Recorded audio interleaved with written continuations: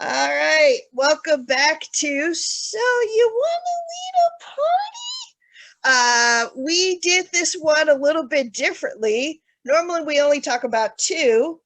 Today, we're going to talk about four. All right, so first, we're going to introduce ourselves. Gentlemen first. Goodness. Hi, I'm Nate. It's Women's History Month, so I have the power now to say gentlemen first. Yes, I have the power. Okay, it's all about ladies. I'm Ragan, and this week we decided to do George Washington, Thomas Jefferson, A. Ron Burr, and Alexander Hamilton because I don't know about you, Nate, but I think that you agree with this. I love Hamilton, the musical. Oh my goodness. Oh, I heard it so hard. I heard it so hard. I got to see it right when it was about to close here in Chicago because a mutual friend of ours, their mom bought them tickets for a Christmas present. And so they took me along with them. And first of all, I love musicals, period. Okay, I love going to musicals. All of them are just amazing and spectacular. Gigi is one of them. Producers is definitely another one. I listened to West Side Story all the time in high school. I thought that was amazing. Not too big of a fan of the movie and stuff like that because there were a couple of things that happened where there were some casting concerns, but okay. Then Elton John, what was the name of his musical? Elton John had a musical. It was it's I want to say Medea, but that's not correct. But I think it's along those lines. Aida? Aida, thank you. Yes, that musical was spectacular. Julie And, Taymor. huh? Julie Taymor. Yes.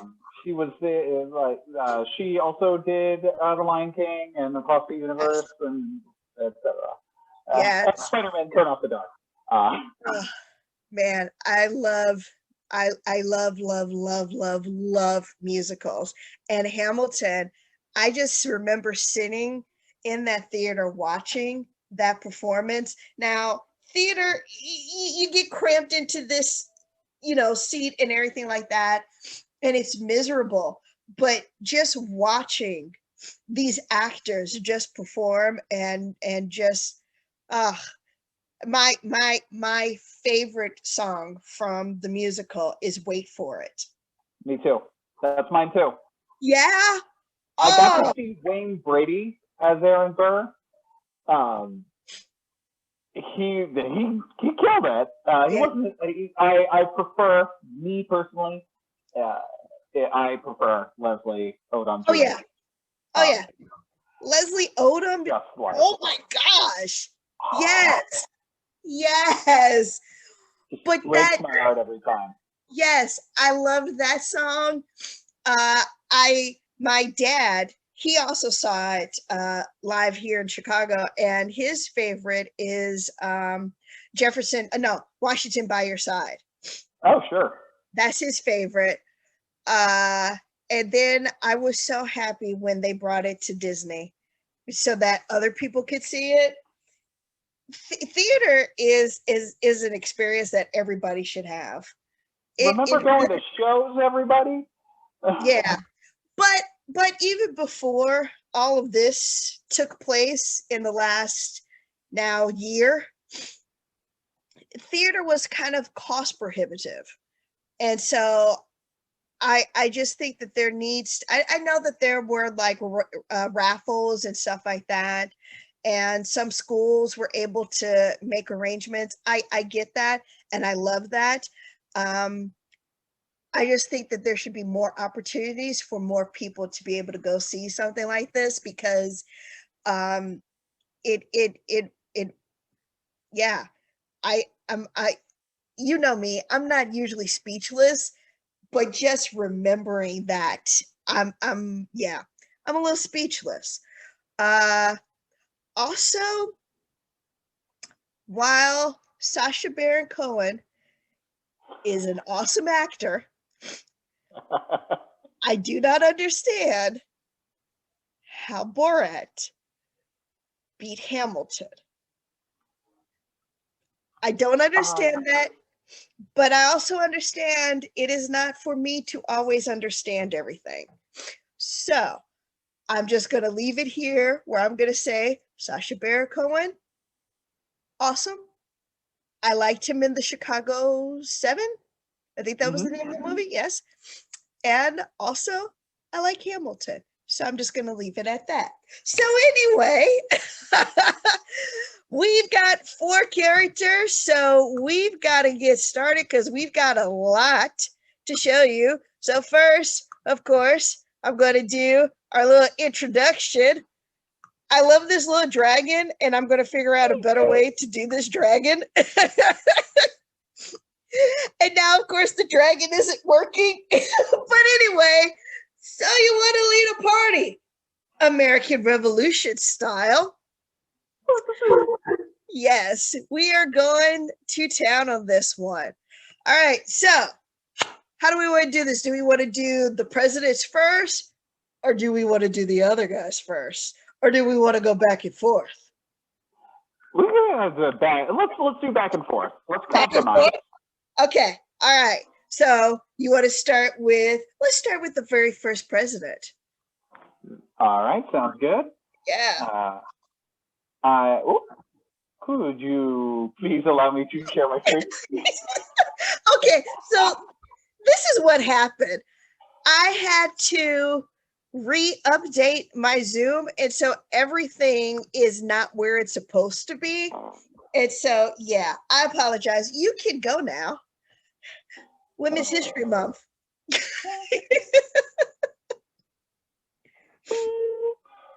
I think that's him. Yep, there it is.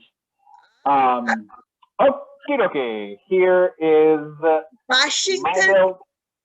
George Washington. He is a Goliath fighter. Yeah. I opted to join in with how you've been building your characters for these two. Okay. For this go round. So I gave D&D Beyond a try in terms of building this guy. How did I just now not notice that until you said something? I was like, this looks really cool. And then it's like, oh yeah, you're doing D&D Beyond. Yeah. It's a free resource. So I'm going to use it. And it wound up being in fact a lot easier than just doing a piecemeal on a PDF on your phone. So a few fewer options because I did not buy the expanded materials. But I opted to make George Washington a Goliath champion fighter, level 15. Boosting strength and con. He's a strength boy. And is able to, as a champion, fight real good. I gave him a soldier background. The traits were the big one for me. Features and traits. Let's head down here. These are all cool, nifty champion stuff. His martial archetype as a fighter allows you to do some cool extra things. Within classes, there are often subclasses that allow you to do different flavorful abilities just to help you realize your vision. Racial traits, he's got proficiency in the athletic skill. He was a very strong guy.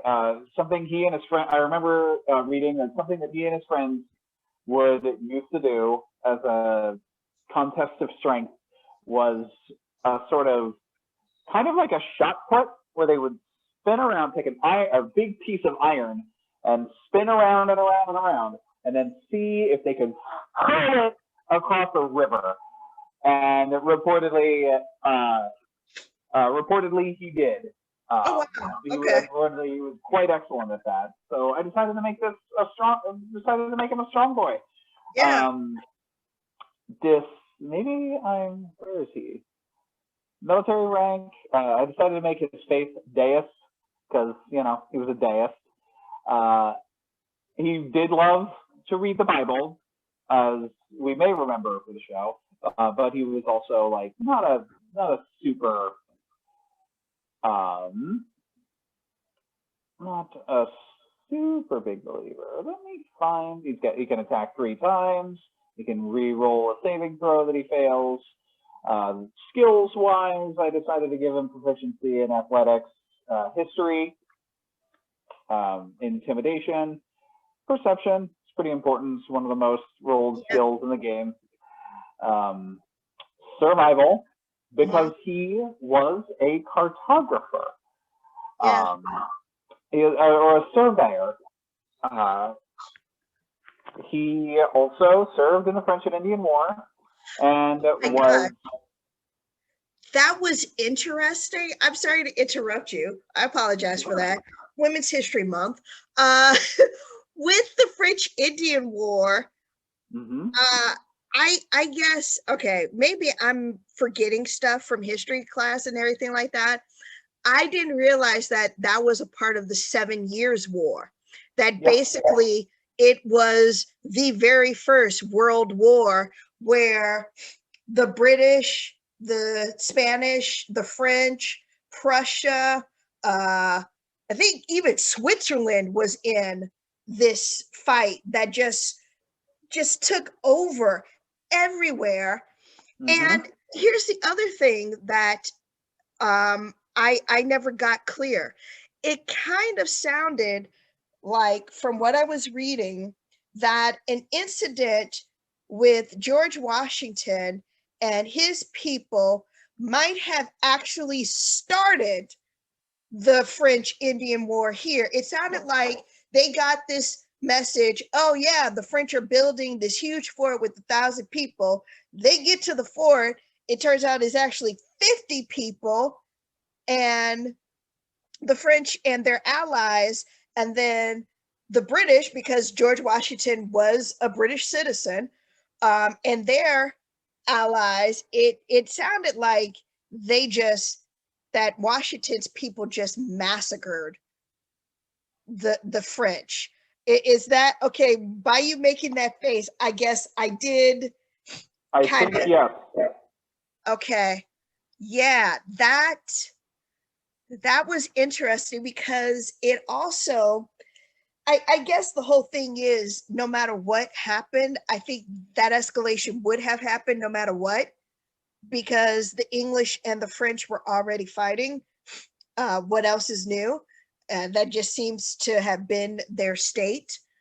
But it almost feels like the incident that started World War II, where it just happened to be this group trying to kill a member of royalty, and wound up, everybody had just had so many resentments against them that it just took one incident to kind of start the whole thing. I think that was you might have meant World War One. World War One. Thank you. Sorry. World War One. Archduke Franz Ferdinand. Yes. Yep. Today, I don't know what it is. Today I am not on my game, and I sincerely apologize, because that was one of my favorite stories in history, because it seemed like everything that could go wrong did go wrong, but then they somehow still succeeded, because the last assassin, from what I remember reading, is that he just happened to go around a corner and ran into Archduke's Ferdinand's detail, and that's how it kind of came to, And then from that, all of this chaos and horror and Right. But it just seems like, yeah, the French, the Spanish, and the English have always been at each other. Yeah. And I think that finally just kind of came to a head in World War II. Yeah. And then, yeah. But also, what I found kind of interesting, sorry to interrupt you again, is that, okay, so you have the 7 Years' War, and the English the English basically defeated the French. Yes. Yeah. And then that led to an incident between the English and the American colonists because of the taxation. So that led to the American Revolution, where now the French come in and help the Americans send back the English. So that was kind of like, oh, wow. And then the American Revolution led to, in a way, the French Revolution. So it's like it's like it set off this domino effect. Following that, the War of 1812. Yeah. Like, it just keeps who was it? Adams, during the Adams administration, they came maybe this close to going to war with France too. So like, it was the whole thing. History is almost one damn thing after another. It really is. It really is. And I also think that since we're basing this on historical, figures, maybe just added a little bit of history. Sure. Yeah. A little bit. Character-wise, here it is. I moved off and then I found it again. Okay. Personality traits. I'm full of inspiring and cautionary tales from my military experience, relevant to almost every combat situation. I feel like that could inform role play and make that interesting. Washington drew on his previous experience fighting the British and his knowledge of their tactics when facing them in the American Revolution. That's what pirates did. When the pirates all started when pirates became a big thing, they were all English trained, in His Majesty's Navy. Yeah, they had learned all their tactics from the English.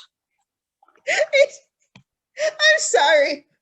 It's not funny, but it's kind of like, yeah, well, you lost because you taught them a little bit. You taught them too good. You taught them too well. Yeah, like your armed forces and luck made you a global superpower, and your industrial capacity as well, able to build ships and project power around the world. And you just trained your personnel really well. Sorry? And then you treat them like crap and then go, oh, why are they fighting us? Ideals. Yes. Nation. My city, nation, or people are all that matter. He was a patriot. I'll never forget the crushing defeat my company suffered or the enemies dealt it. Yeah. He did, in fact, lead his men into an ambush, and that haunted him for the rest of his military career. And it led to him gaining a lot of reverence for and concern for the men under his command, and like of not spending lives needlessly. Yeah. So flaws: I obey the law, even if the law causes misery. Being a son of Virginia planters, He directly benefited from the institution of slavery. Yes, he did. And he owned people.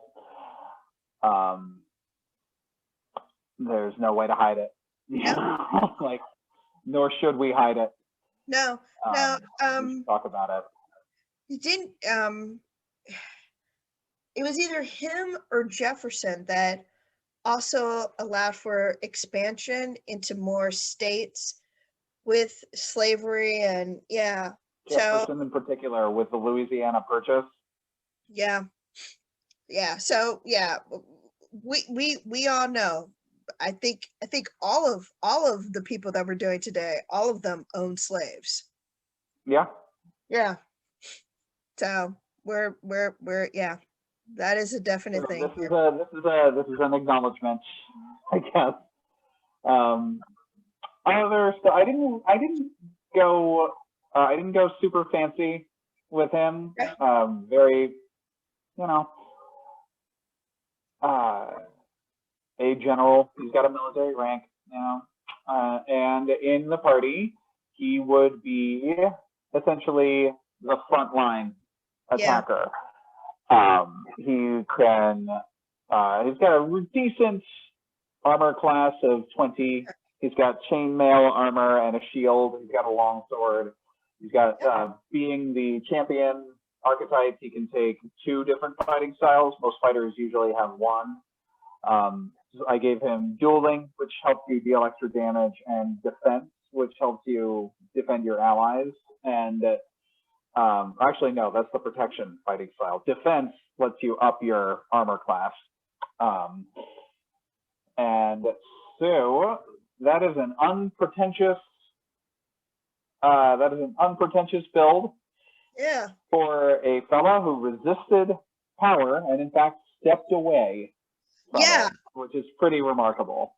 Yeah, because he had been away from home for like 8.5 years with the American Revolution, and it was kind of like, I want to go back home.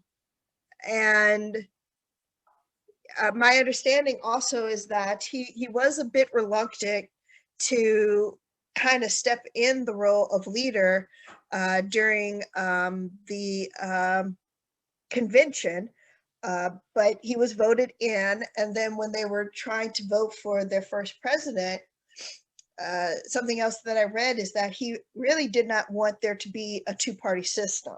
He just wanted it to just be voting for the best person, because he felt once you have a 2-party system, that's just going to escalate things. And he was not wrong. It really did escalate a lot of things. So yeah, I like that. It's like you said, it's a very clean bill. I, on the other hand, might have gone a little crazy with a couple of things. Let's start it up. Before I do that, you had sent me this. Oh my goodness. It looks like there already is a George effing Washington for the 5th edition. He, from what I see here, okay, so he's a celestial, but I think, isn't he a Goliath in this one? He is, well, so this is interesting. This is for a dungeon master. So this is a creature for a dungeon master to be able to play. Oh, because that's even better. Yeah. So if I believe this is an NPC, a non-playable character. Okay. With some extra abilities. Oh yeah, he really does have some really amazing abilities. He can understand all languages. Passive perception is like 25. Immunities to charm, exhaustion, fear, or poison. Challenge rating 24. So with creatures are usually rated in difficulty. according to the power level of the party. So this guy would probably massacre our characters in Liz's campaign. Our level 6 characters. Yeah, we'd all be dead. But then that's okay, because then I can bring Johanna Boyenga into the game. Yeah. All his weapons are magical. And the weapon deals an extra 8d8 damage. That's insane. Mm-hmm. So they could hit you with like 64 points of damage right there, if I did my math correct. And with our level 6s, we'd be gone. Yep. He would vaporize us. 3 attacks with his axe or 2 attacks with his chain gun. He's got a chain gun. What? Yeah. Oh my gosh. Are you looking at this gun? 4d8 plus 8 piercing plus 8d8 radiant damage. Yeah. It's George Washington. Like, recharges after a short or a long rest for 1 minute. Can utter a special command or warning whenever non-hostile creatures. And oh my gosh. A creature can benefit from 1 leadership die at a time. Wow. The legendary actions, if you go lower, are bananas. Eye lasers. Fucking eye lasers. It has eye lasers. He can focus on a target.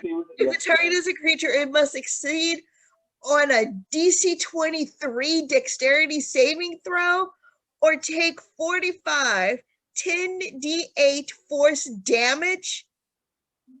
And practically nothing resists force damage, so.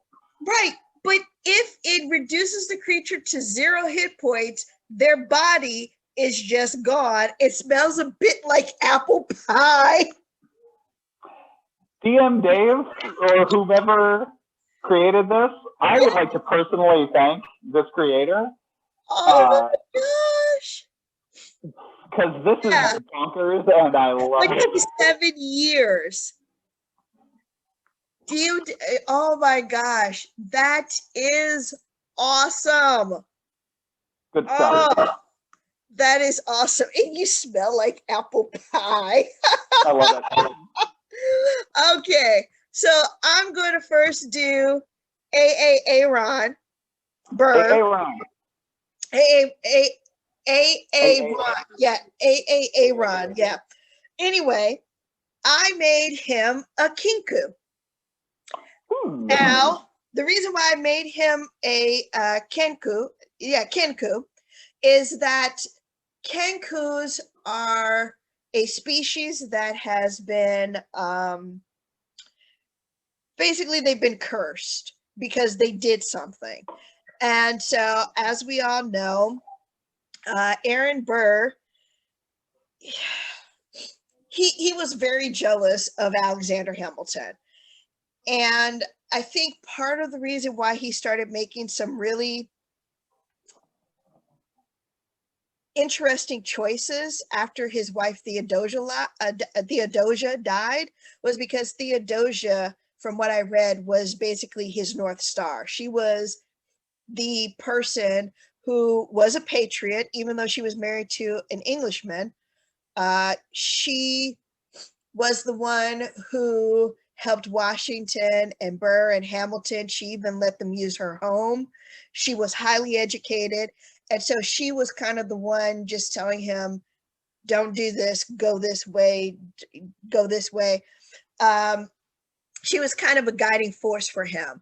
And after she passed, that's when he started doing some really interesting things. One of which I found fascinating, and I'm not sure why they didn't include this in the musical, maybe because it would have taken too much time, but apparently he had 2 illegitimate children with his South Asian house servant Hmm.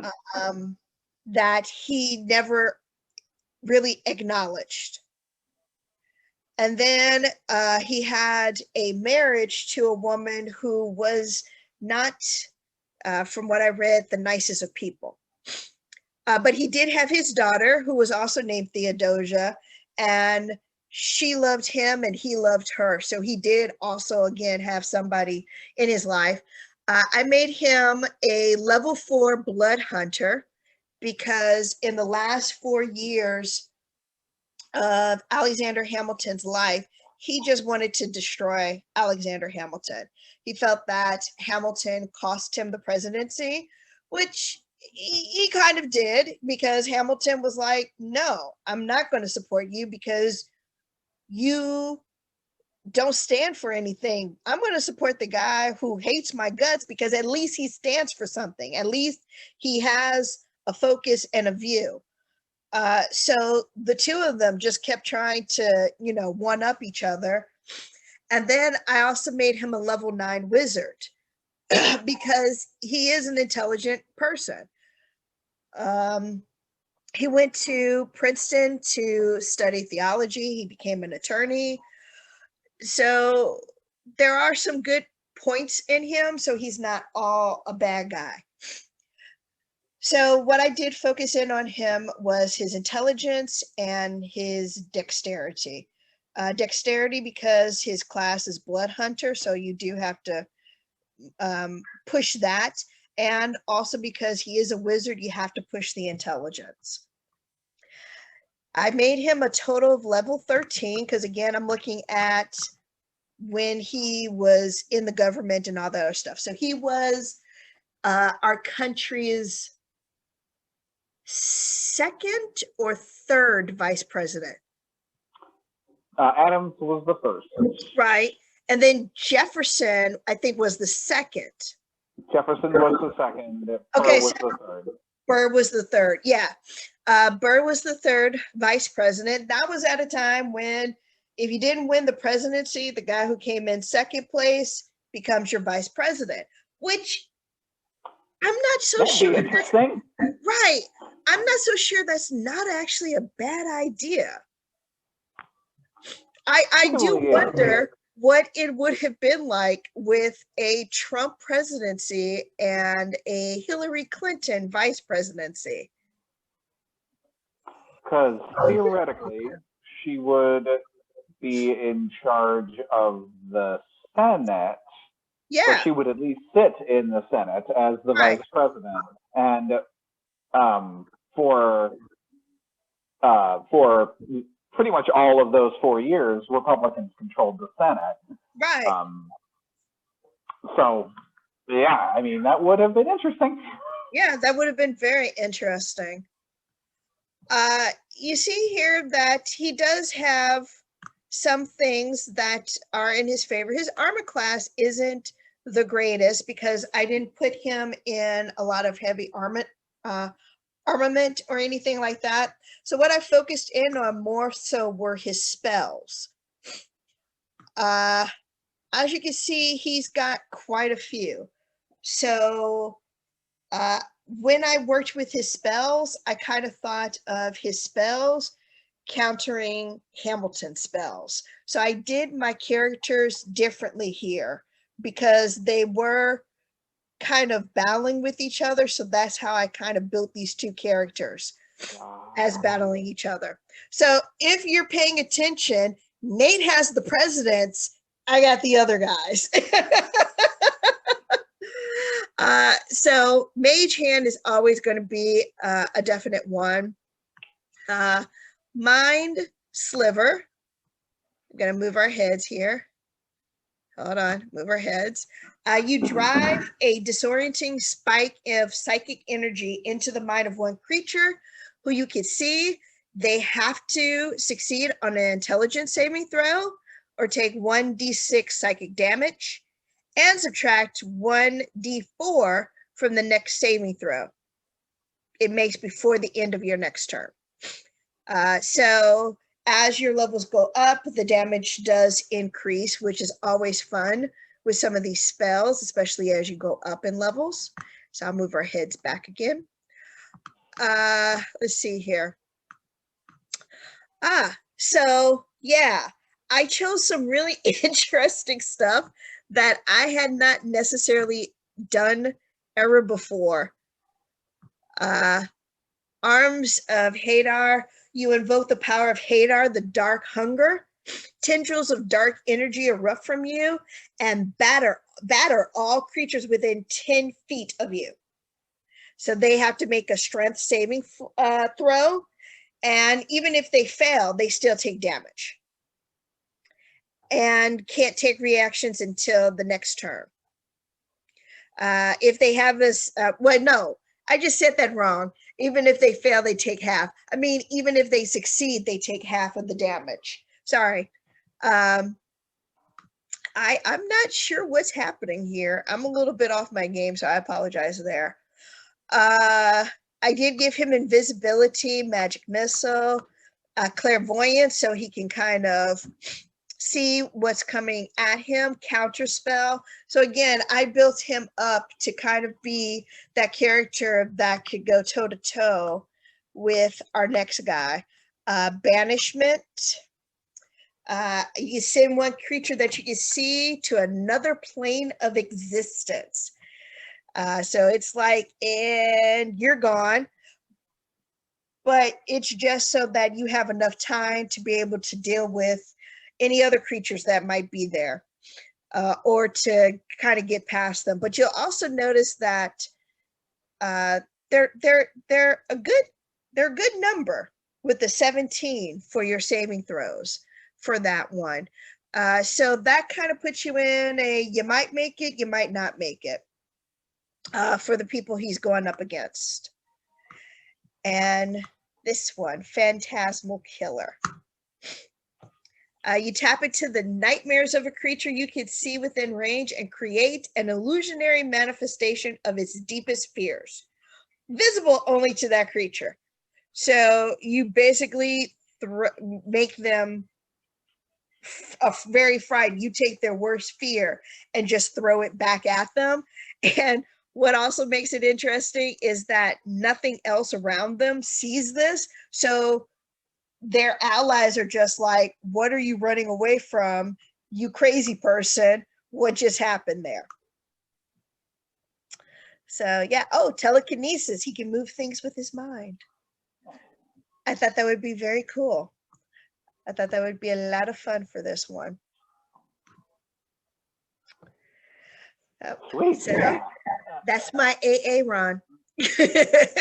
Cool. We've got a bunch of casters, sounds like, because because my dude is Tomasz Jefferson. Okay. He is a half-elf warlock taking the Pact of the Fiend.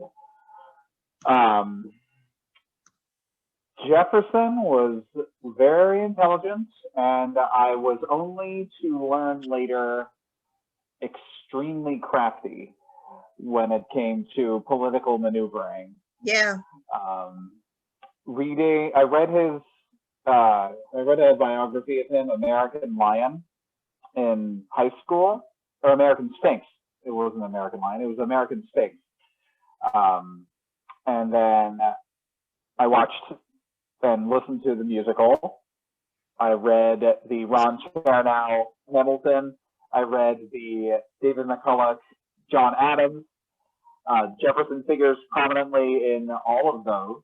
Yeah. And he's a difficult character. He is.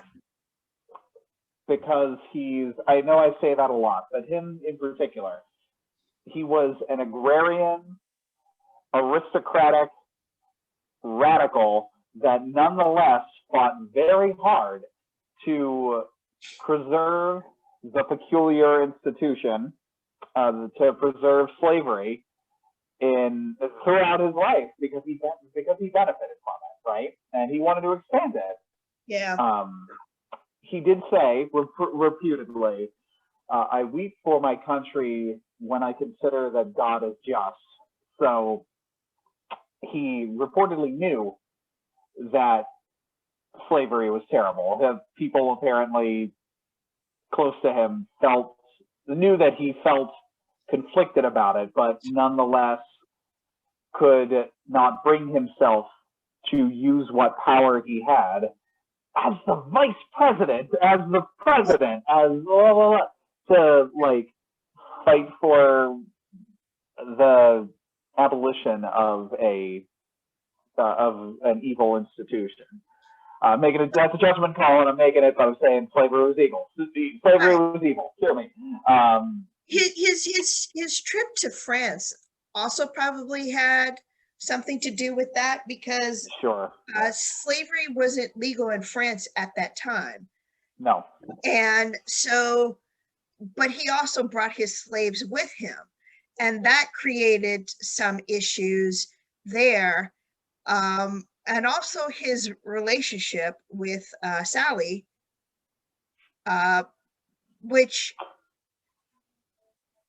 I'm using the word relationship very, very, very, very loosely here, because I don't have another word to describe it, because right. it was not anything that you can call consensual. Even if she did say yes, it's still not consensual, because she was his property. So that also brings up some other things. So that's a whole nother 2-hour long minimum discussion. But getting back to it, it sounds like part of what may have like awakened him to this is not a good thing is that trip to France, and then also whatever he may have felt for Sally. Yeah. We will never be able to know what We're never going to know either of them felt for the other. Yeah. So, and that comes up a little bit later in the description. Okay. Being a warlock, his spell casting works a bit differently. With clerics, they basically prevail upon a divine power for their magic and their spells and their cantrips and all that. With sorcerers, it's in their blood. With wizards, they study the craft and the mechanics of magic. With warlocks, they make a deal. Okay. They make a deal with some being for some power. With this, there wasn't really another way to swing. There were only two options for warlock through D&D Beyond. But it also kind of worked out because he made a pact with a fiend. He made a pact with something evil, right? Yeah. And he benefited from it. Yes, he did. Very much so.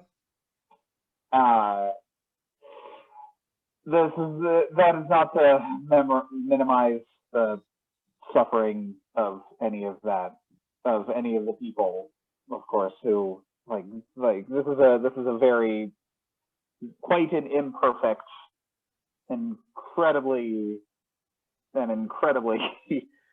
imperfect framing of these very deep and dark and troubling issues. But this is a way to talk about them. Yes. Being mechanically, he's got some of the stuff that works for a warlock. He's got a lot of fire-based spells. Eldritch Blast, which pretty much every warlock takes. That's a very powerful, damaging cantrip. Is that one just prepared? Is that why it's in there? Whatever. Nice. Warlocks also get a. That's why. There we go. I'm new to this I'm new to this interface. So, being a Pact of the Tome warlock, he also gets a spell book of a kind, which allows him to get a couple extra cantrips and a couple extra spells that he can cast as warlock cantrips and spells. So of those, typically Guidance is typically a cleric spell, or a cleric cantrip. Light is typically a, it's not usually available for warlocks. Vicious Mockery is usually a bard spell. Right. You might have heard my bard character. You remember my bard character casting that on enemies a couple of times. Yeah. So being a tome lock, because Jefferson was also very bookish, right? Like he was a reader, very well read, very intelligent. I thought that it works thematically. It works better than the other pacts. Pact is a blade, and Pact is a chain. Pact is a blade, warlock gets a magic weapon. Pact is a chain, a warlock gets a special extra magic friend, like a little familiar, like a super powered familiar. Tomes seem to work out the best for him. Spells wise, he's got Comprehend Languages, Detect Magic, False Life, giving himself some extra help because his AC is not great. His Constitution is decent, but his AC is not great. False Life can give him some extra temporary hit points. Find Familiar, so he can get a little guy, a little animal to be his friend. Levitate, I thought would be cool. Arcane Eye, which is a very cool divination spell that allows you to scout out potentially dangerous areas. Banishment, I took Banishment as well. Yeah. Burning Hands, Counterspell Commune, which is another one that I get thanks to the tome. Flame Strike, Fly, because I like this spell. Hold Monster, which can be really useful, say, if he comes up against George fucking Washington, or George effing Washington, excuse me. He may be able to cast Hold Monster and paralyze George Washington so that the other party members can hit him if Washington fails his save. Polymorph, Telepathic Bond, Wall of Fire, Scorching Ray, Eye Bite, try and put everybody to sleep. Finger of Death, which is a big one. Feeble Mind, which you're able to maybe cast on the enemy spellcaster and make it so they can't actually do anything. So there's a couple of interesting debuffs. And equipment, not much to write home about. He's a warlock. He's not a martial character. He's got crossbow and a dagger and leather armor and a quarterstaff. Features and traits. I decided to give him the noble background. It rears his head again for me because I use that one a lot. But he also was an aristocrat, right? Like he's the son of Virginia planters. Became a planter himself. The champion of the yeoman farmers, you know. Fiend stuff's got some interesting expanded spell lists. Dark One's Blessing. When you reduce a hostile creature to 0 hit points, I can gain 90 temporary hit points. They don't stack, so I would have to use that or Fiendish Vigor or False Life. But there's a couple different ways to do that. Invocations. When you're in an area of dim light or darkness, you can use your action to become invisible until you move, take an action or a reaction. Once per long rest, you can cast the Polymorph spell. Ascendant Step, that's Levitate. Visions of Distant Realms. These are Warlock invocations, which are, because the Warlocks get a smaller spell list. Yeah. The Eldritch invocations are like a different way to expand their magic, thanks to their magic sugar daddy. Magic sugar daddy. Yeah. I mean, there's Warlocks for sugar babies. Like, there's no real way to, like, here we go. This might get real. Feature, position of privilege. Thanks to your noble birth, people are inclined to think the best of you. You're welcome in high society, and people assume you have the right to be wherever you are. The common folk make every effort to accommodate you and avoid your displeasure, and other people of high birth treat you as a member of the same social sphere. You can secure an audience with a local noble if you need to. Personality trait. The common folk love me for my kindness and generosity. He was seen by some as effete and snobbish and like kind of a dilettante by some, but by a lot of others, like they thought he was a pretty cool dude.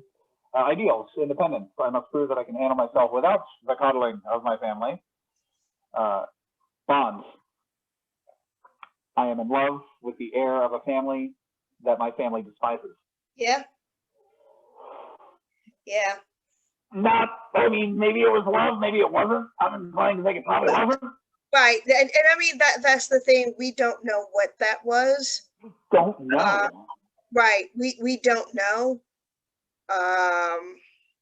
So, yeah.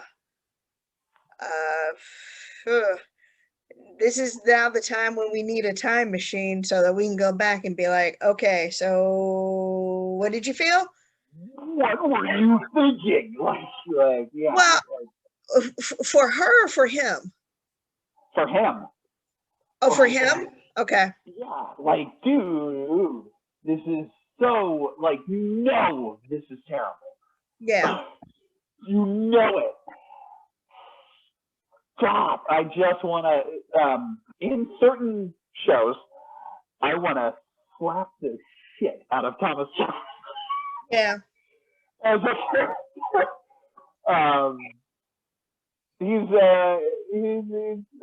does a great job making him hateable. Yes.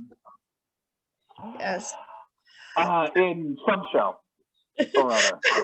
We can say the name of the show, Hamilton. One thing that was interesting, I guess the line France was actually ad-libbed at rehearsal, and then they just added it in. They just kept it. Yeah. It's great, right? Like it is a great line. It is a great line. Where have you been? France? What are you? Yeah, man. Anyway, that was a lot. Okay. Thanks for going on that journey. I'm happy to go on that journey because you're about to go on a journey. Please. Yes. So, our titular character, I had to think about first what race I wanted to make them. And at first I was like, gnome. Gnome seems perfect because gnomes have this thirst for life, as what it was described as to me. Not about the size or anything like that, but just about how they just go forward and keep going and keep going and keep going. And that seemed to work with this character because I don't think you can survive what he went through in his early years unless you do have a thirst for life.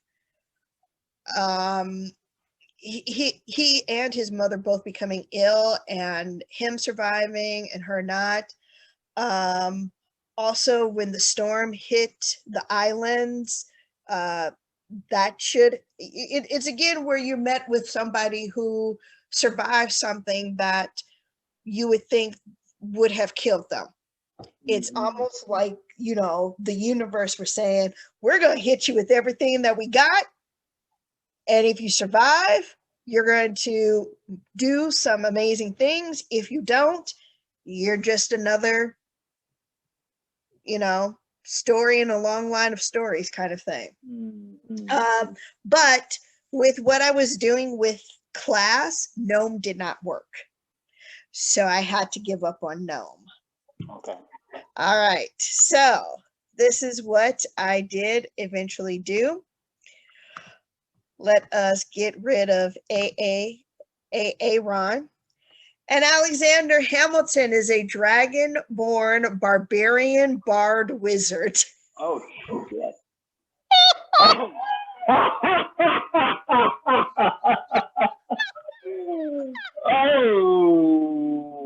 shit.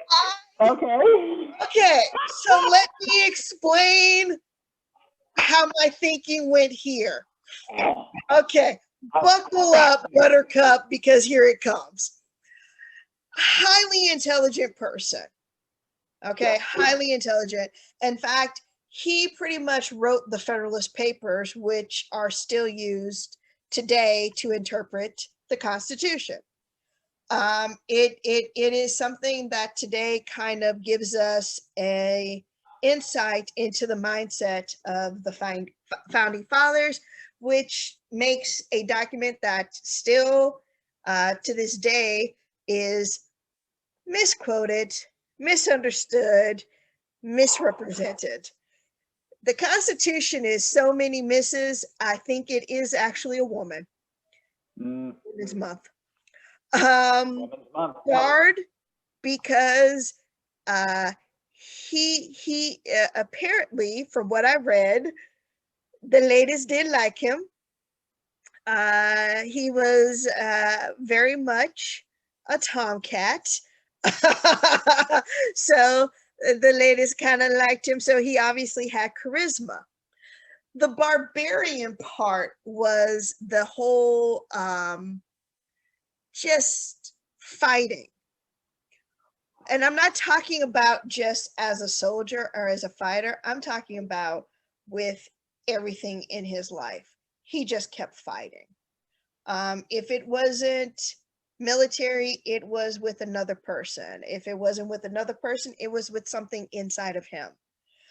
So I chose Barbarian because he did not always fight with a finesse. He seemed to have sometimes fought with a blunt object. So because I had chosen Barbarian, I could not choose Gnome. Because those two did not go together. Because you cannot have a 3-foot character with a long sword. It just would not work. Yeah, I mean, it would not have worked. Maybe as like an Eldritch Knight, but like probably not a barbarian. Gnomes are like, they're nimble. Right, exactly. They are very nimble. So as you can see here with my scores, strength, I focus in on strength, intelligence, and charisma. Yeah, and he is a level 14, which means I still have space to kind of push those a little bit further. But I kind of felt like, let's keep those three kind of even. So here we go. His armor class is higher than Aaron Burr's, but that's okay. Aaron Burr, let me get rid of this guy for a second. Aaron Burr is a higher level of wizard than Alexander Hamilton. So what Aaron Burr may lack in armor class, he makes up in other ways. So we've got the battle axe and the long sword, and of course he is wearing the armor. With his spells, light, he does need that because he doesn't have dark vision. Mage Hand, Mind Sliver, you see that a lot of some of his things are the same. Toll the Dead. I think we've talked about this one before, but you want to point at one creature, and at the sound of a bell, fills the air around it for a moment. The target must succeed, or it takes a 1d8 necrotic damage. If the target is missing any of its hit points, it instead takes 1d12 necrotic damage. So if you've already hit this character and you've done some damage to them, now if you do Toll the Bell, which is Toll the Dead, which is a cantrip, you can start taking even more points away from them. Let's see what else we've got for this character. I just keep hitting the wrong thing. Charm a person, find a familiar. So he can find a familiar. He does have magic missile. but his magic missile is not quite as powerful as Aaron Burr's. Enhance ability.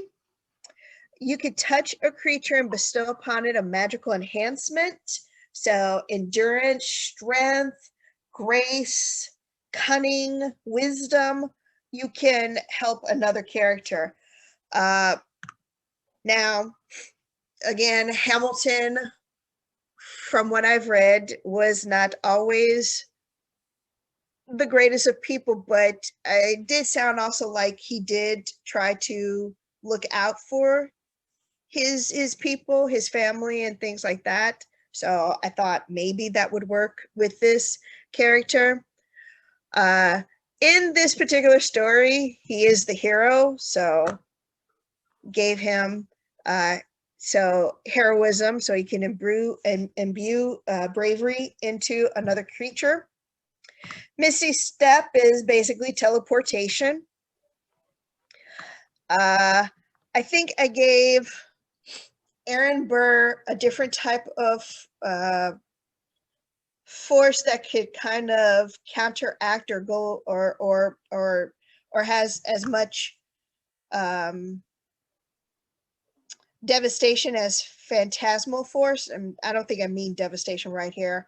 But it's again where you take that illusion in someone's mind, and that if they fail the throw, there's an object, creature, or something visible that is only perceivable to that character. So it's sort of like what I gave to Aaron Burr. I forget now what that was, but it was Phantasmal Killer. Yeah. Okay. So that was their nightmares. This is something else. So it can be a couple of different things that just affects or distracts your character rather than creating their worst nightmare kind of situation. They both, I believe, have Dispel Magic. So yeah. So he's got quite a few spells in here. I think they're almost neck and neck when it comes to the spells and the cantrips. The only thing that is slightly different is their armor class, and also that one of them has a bit more strength than the other ones. So if you did have Burr and Hamilton in competition with each other in a D&D game, I think it would create a fun and interesting little game. Sort of like Batman versus Superman, which honestly, okay, I know that they did this in the movie, but I really do think that fight would not go on as long between Superman and Batman, unless Batman really did have enough kryptonite. I think that Superman would just annihilate him. If he wanted to, yeah, I feel like, okay, I'm not going to defend Batman v Superman. I'm not going to do it. Did I enjoy it while it was happening? Yeah. Yes. I enjoyed it. It's just that if it weren't for all that kryptonite and the different ways that he used it, I really do feel that, and from what I understand in the comics, that's what Batman has done. He's figured out ways to neutralize his allies just in case they decide to, I don't want to do this anymore kind of thing. Which is highly intelligent. Yeah. Which is also why I think Batman is the greatest superhero, comic book wise, Marvel or DC. And I said what I said.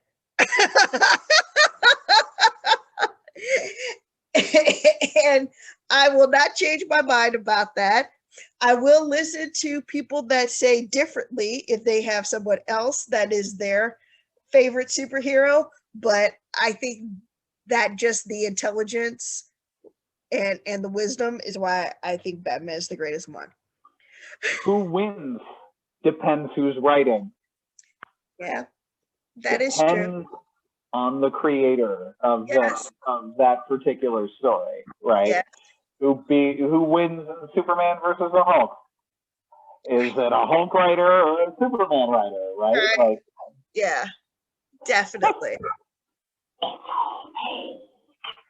so So it doesn't really matter. I do because yeah, I'm just a fan of Batman. I think I always have been and always will be. But getting back to our Hamilton D&D characters, there are our guys.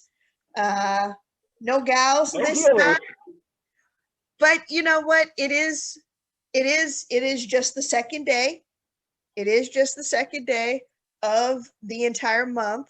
So I'm thinking that we're going to have some more female heads of states in there. And also, wait, if I think about it, we've had a few women. Yeah. We had Margaret Thatcher, we had Queen Elizabeth I. Yep. We had, oh goodness, sorry, I had something stuck. Yes, so we've had 2 women. 3. Cleopatra, Queen Elizabeth I, and Margaret Thatcher. Yeah, we've had 3. That's right. Okay. Yep. So I think we could come up with a few more. I'm excited. All right. So thank you for listening to us as we talk through our characters. Hopefully this gives you some ideas for creating your own characters and some fun things to do. But again, it's like D&D says, have fun with it, go wide with it, and you'll come up with something fantastic. All right. Thanks again. We'll see you later.